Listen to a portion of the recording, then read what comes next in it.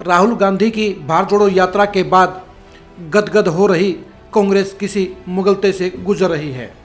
कांग्रेस को यह नहीं मालूम कि बीजेपी उससे कोसों आगे सोच रही है। जी हां, 2024 की चुनावी जंग के लिए जहां कांग्रेस सत्ता में वापसी का सपना देख रही है, वहीं बीजेपी सत्ता की हैट्रिक लगाने की तैयारी कर रही है। बीजेपी ने विपक्ष की कहिए या कांग्रेस की कहिए बोलती बंद करने की फुल प्रूफ तैयारी कर ली है। बीजेपी हरियाणा में विपक्ष को धराशायी करने की प्लानिंग को अमली जामा भी पहना चुकी है। 2024 के लिए बीजेपी ने सत्ता हासिल करने के लिए सॉलिड मास्टर प्लान बनाया है। बीजेपी 2024 में 10 लाख नए वोटरों के साथ मैदान में उतरने वाली है। जी हां, आप चौंक गए होंगे कि बीजेपी 10 लाख नए वोटर कहां से लेकर आएगी। बीजेपी 1 लाख नौकरियों के जरिए 10 लाख वोटरों को साथ जोड़ने की प्लानिंग पर काम कर रही है।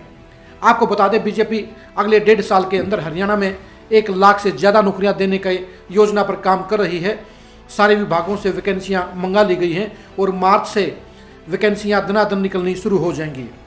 बीजेपी का ये मानना है कि अगर मेरिट के आधार पर 1 लाख नौकरियां दी गई तो एक नौकरी के हिसाब से 10 वोटर कम से कम उसके साथ जुड़ेंगे और इस हिसाब से 10 लाख नए वोटर बीजेपी को समर्थन देने के लिए खड़े होंगे। बीजेपी के लिए नौकरियों का यह हथियार सबसे कारगर नजर आ रहा है। बीजेपी 2019 के चुनाव को लेकर यह सबक ले चुकी है कि सिर्फ हवा बनाने से काम नहीं चलेगा, बल्कि जमीन पर कुछ करके दिखाना होगा। बीजेपी के रणनीतिकारों ने जींद उपचुनाव की कहानी सामने रखी है।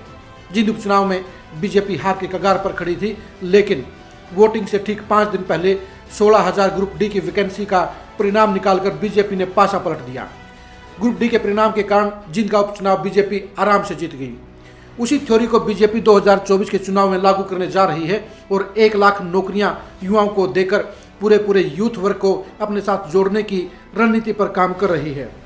बीजेपी को साफ साफ नजर आ रहा है कि विपक्ष के पास जो मुद्दे हैं, जो आरोप हैं, उनकी धार कम करने के लिए उसको मेरिट के आधार पर नौकरियां देनी होंगी। वैसे भी बीजेपी का सबसे बड़ा नारा यही रहा है कि बिना खर्ची और बिना पर्ची की सरकार। बीजेपी 1 लाख नौकरियां देकर जहां युवाओं को अपने साथ जोड़ने का काम करेगी, वहीं उनके माँ बाप को भी वोट देने के लिए प्रेरित करने का काम करेगी। बीजेपी का मास्टर प्लान वास्तव में खतरनाक है, क्योंकि विपक्ष के पास लगाने के लिए सिर्फ आरोप हैं और बीजेपी की नौकरियों का ये पैंतरा कारगर साबित होता हुआ नजर आ रहा है। क्योंकि बीजेपी के पास सबसे बड़ी बात नौकरियां देने का उसके पास समय भी है और नौकरियों के मुद्दे को बुलाने की उसके पास मैनेजमेंट भी है। अब देखने की बात यह है कि बीजेपी इन 1 लाख नौकरियों को शेड्यूल कब और कैसे जारी करती है, लेकिन यह तय है कि अगर बीजेपी ने मेरिट के आधार पर 1 लाख नौकरियां दे दी तो हरियाणा में 2024 में बीजेपी को सत्ता की हैट्रिक लगाने से कोई नहीं रोक पाएगा। बीजेपी यह बखूबी जानती है कि हरियाणा की सत्ता इमोशनल तौर पर ज़्यादा लड़ी जाती है। बीजेपी ने गैर जाट वोटरों को अपने साथ तो जोड़ लिया है, लेकिन 10 साल की सत्ता के बाद हैट्रिक लगाने के लिए बीजेपी को जो हथियार चाहिए वो नौकरियों के अलावा कोई दूसरा नहीं हो सकता। इसलिए बीजेपी ने नौकरियों का एक बम्पर प्लान तैयार किया है। लगभग 1,13,000 से ज़्यादा नौकरियों का खाका बीजेपी सरकार बना चुकी है और ये 1,13,000 से ज़्यादा नौकरियां अगले 1.5 साल के अंदर दी जाएंगी।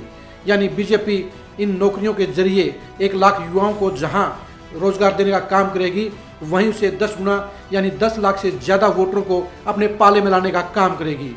बीजेपी का ये मास्टर प्लान वास्तव में लागू होता है तो विपक्ष के लिए खतरनाक होगा, विपक्ष को धराशायी करने का काम करेगा। वो 2024 में बीजेपी का फिर से डंका बजाने का काम करेगा। अब देखने की बात यह है कि बीजेपी इस मास्टर प्लान को कितने कारगर तरीके से लागू करती है, कितनी मेरिट के आधार पर नौकरियां देती है और युवाओं को अपने साथ जोड़ने में कितनी कामयाब हो पाती है। बीजेपी के इस मास्टर प्लान के बारे में जानने के लिए आप लगातार खरी खरी न्यूज़ के साथ जुड़े रहिए। नमस्कार।